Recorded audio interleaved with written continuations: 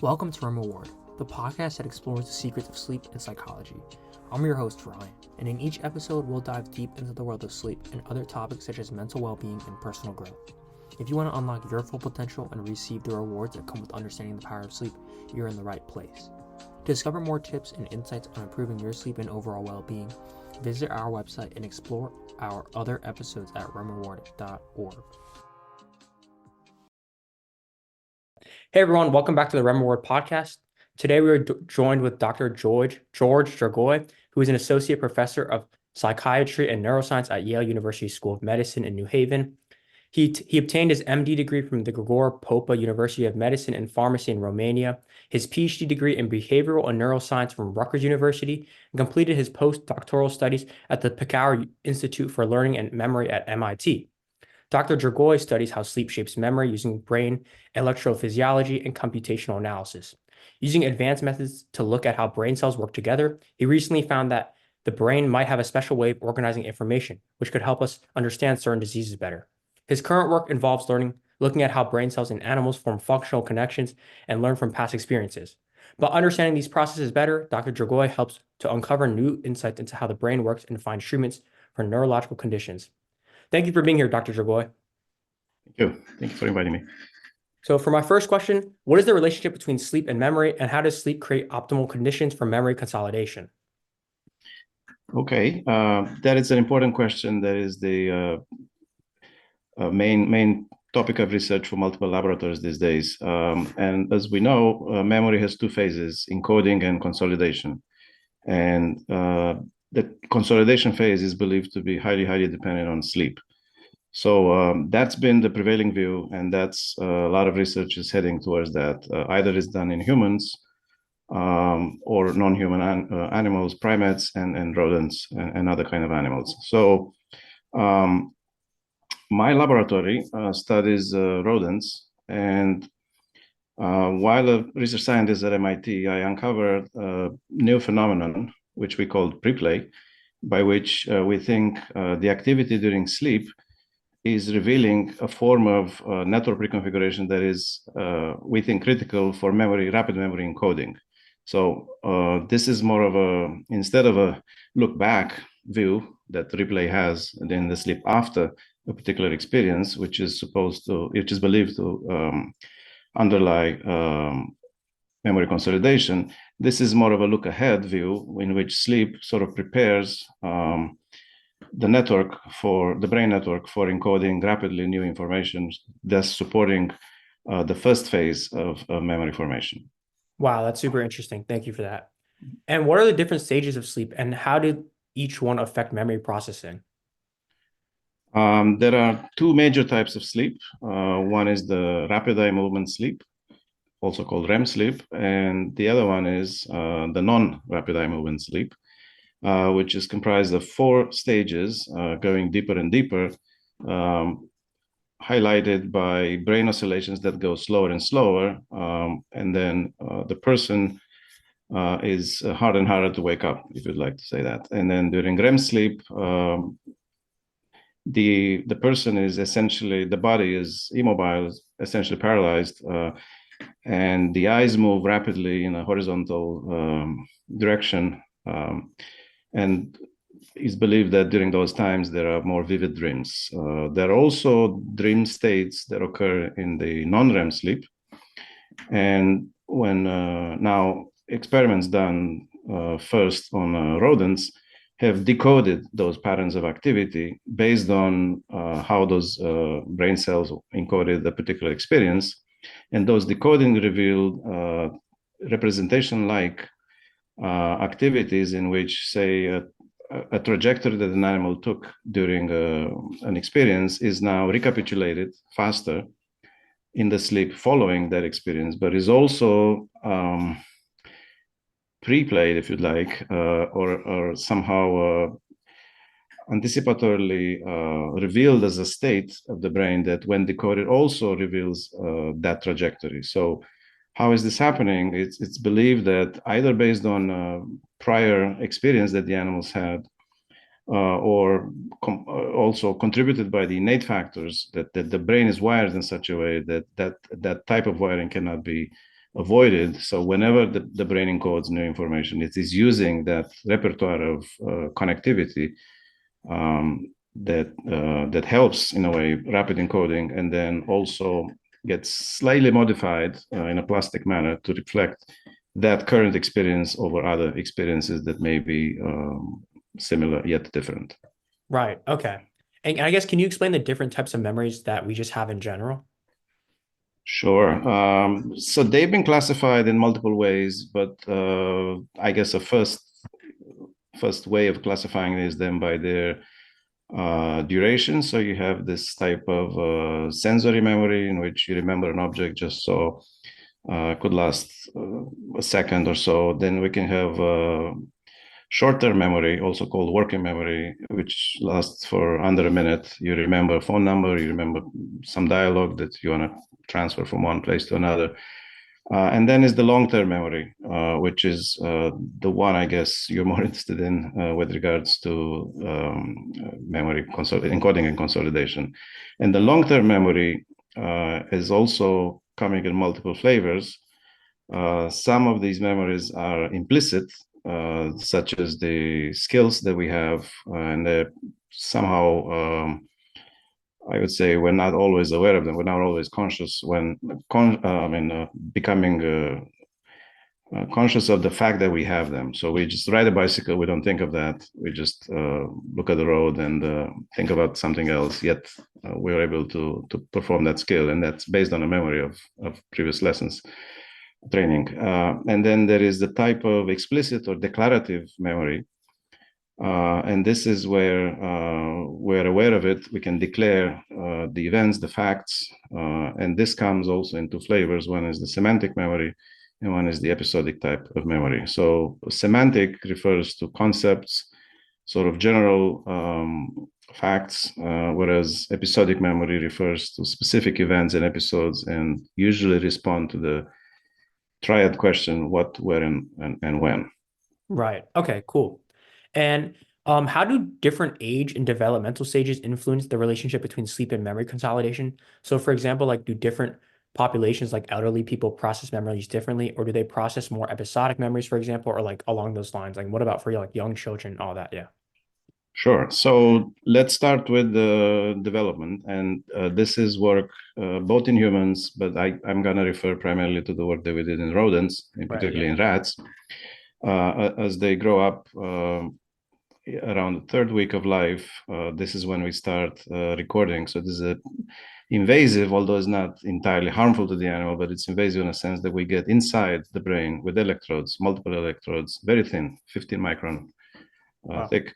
And then we're able to record tens of neurons, and these days over 100 neurons simultaneously from those really young pups that sleep and explore and then sleep again.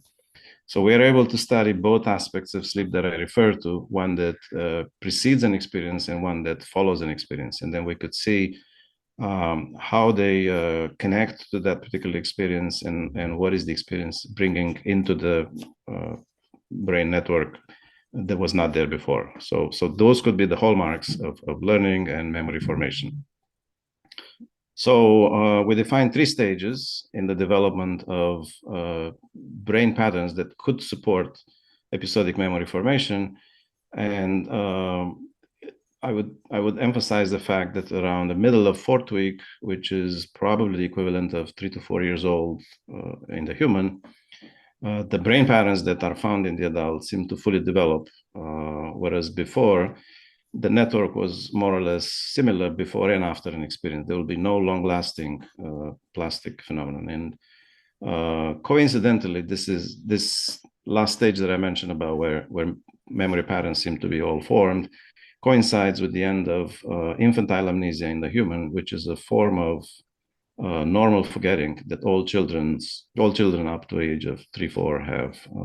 Right. When Okay. they become adults, they don't remember the events that happened during that time. Moving forward, the adult, I think that is the standard form of memory formation. I think you may not want to talk directly about it right now. And then moving into aging, there have been reports that the phenomenon of replay of previously encoded information is somewhat reduced in intensity or disrupted, and that could probably be associated with a known phenomenon that in some aging conditions, then new memories are formed a little bit slower. Right. Okay, cool. And can sleep disorders negatively impact memory formation and consolidation? Yes, given that the main consolidation patterns, and now we think even a large part of the encoding process are depending on a good network activity. I'm talking about brain network activity during sleep. It is likely that brain disorder, that the conditions that disrupt sleep could affect, at least via this replay and preplay phenomena, Right. this process of memory encoding and consolidation. But a not so good sleep would impact a lot more than just Yeah. memory, and probably through additional mechanisms like attention deficits, Right. reduced social interaction, because when the animals are sleepy, they're probably hard to interact with other animals. So it's a very complex process by which sleep sort of takes care of our cognitive life, which goes beyond Yeah. memory formation. And would you say like the same effects would happen if you like, for example, like stayed up late studying or like you're using electronics late at night, like there would be similar effects? Yes, it is in a way recommended that we interrupt any activity that involves particularly blue LEDs, but electronics that have that type of overstimulation over the body.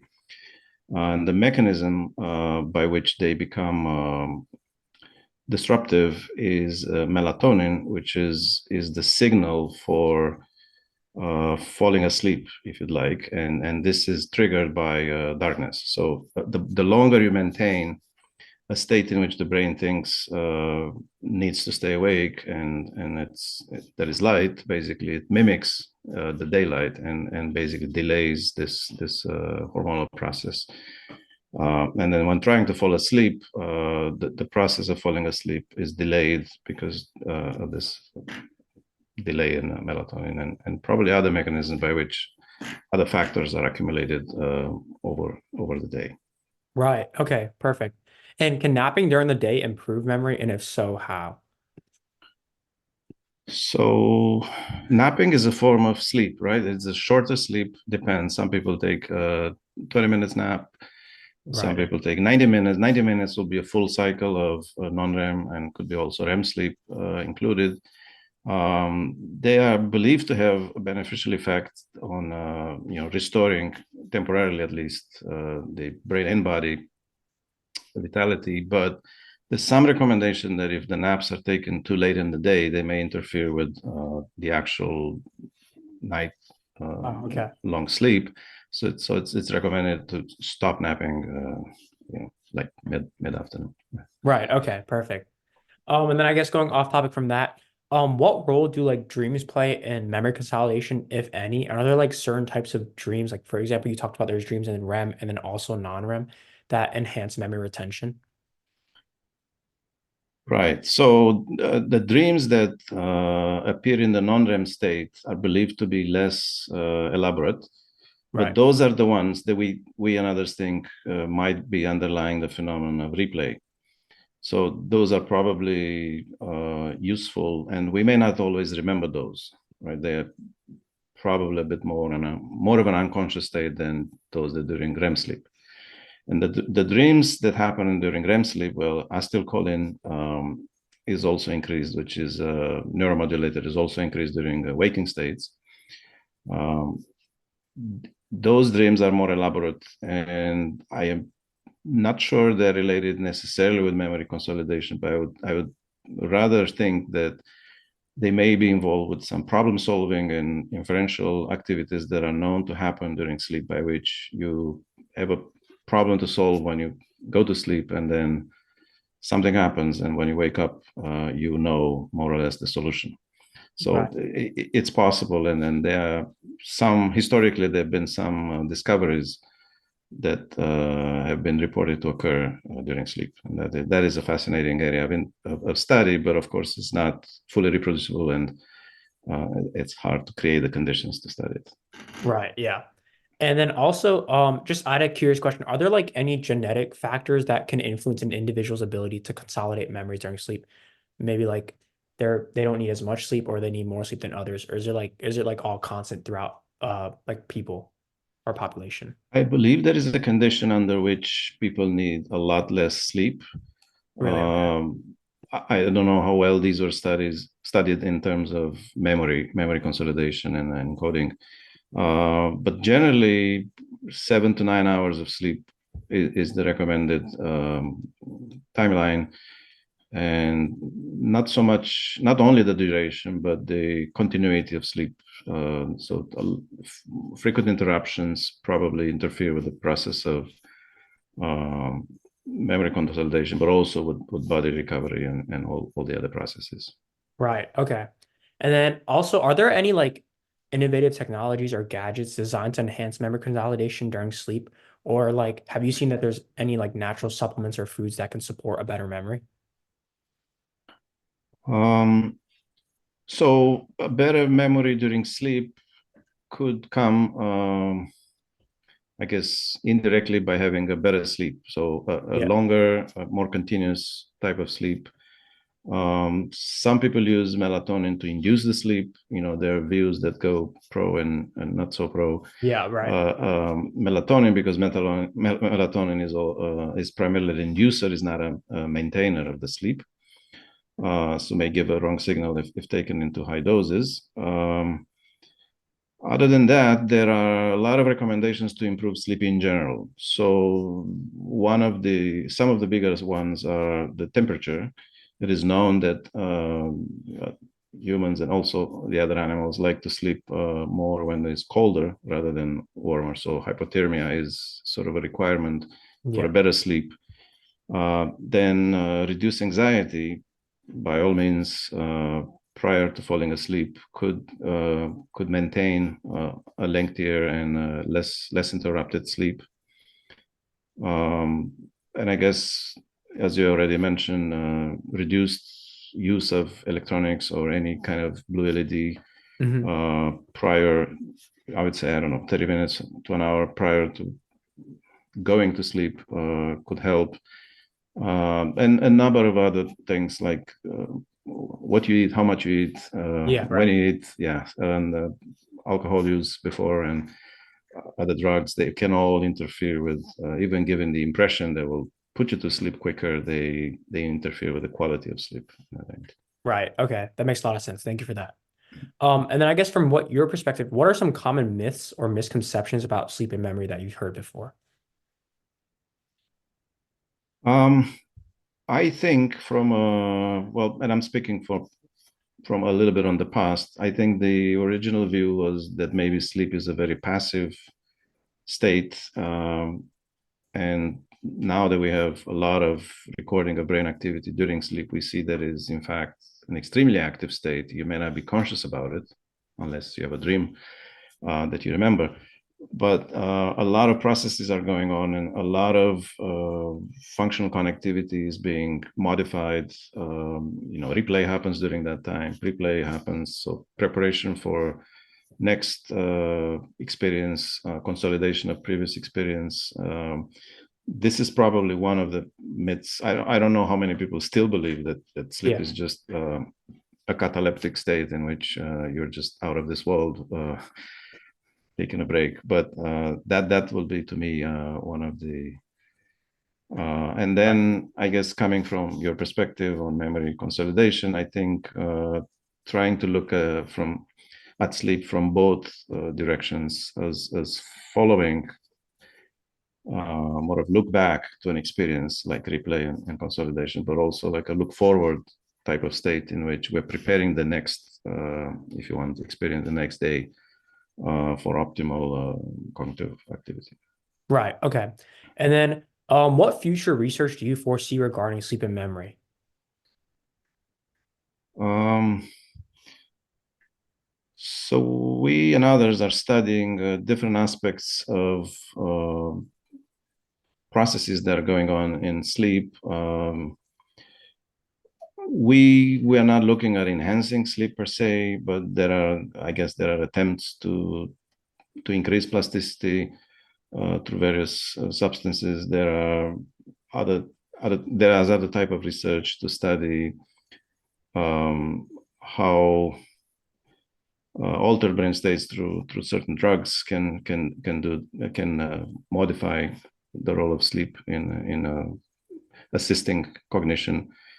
I guess devices they would external devices they would sense when you fall asleep and then will clear all the lights and Right. Yeah. sort of maintain a better sleep.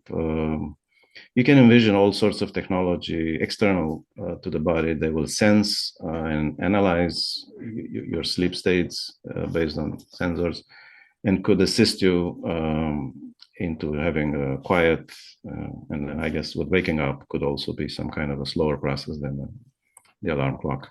Right. Yeah, that makes a lot of sense. And then for my last two questions, what are some other tips can you just share in general about how to improve memory using sleep? So improve memory. I still on the big side of improving sleep, which then will improve memory, but also many other cognitive aspects of life Right. and different aspects of the body uh, recuperation over the day. So anything that will increase the continuity and the length of sleep within the recommended 7 to 9 hours, I think it's useful. Again, reducing electronics. I don't want to repeat all that I said in the previous sort of statements, but anything that improves that, reduce anxiety, Yeah. body cooling up. I mean, not cooling, but reducing body temperature or room temperature. Uh, all of those seem to be influencing the quality of sleep, and through that could influence the quality of memory consolidation. Right. And if you have any, what's one takeaway you want our listeners to take away from this podcast specifically? So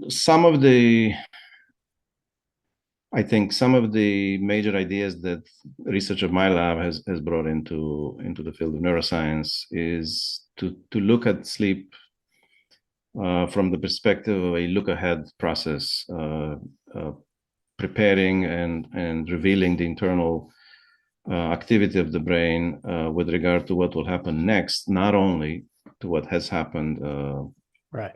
prior to falling asleep. So basically, is a continuum process, if you like, an oscillatory process between awake states and sleep states, in which sleep sort of connects prior experience with future experiences, and this is something I would like to convey.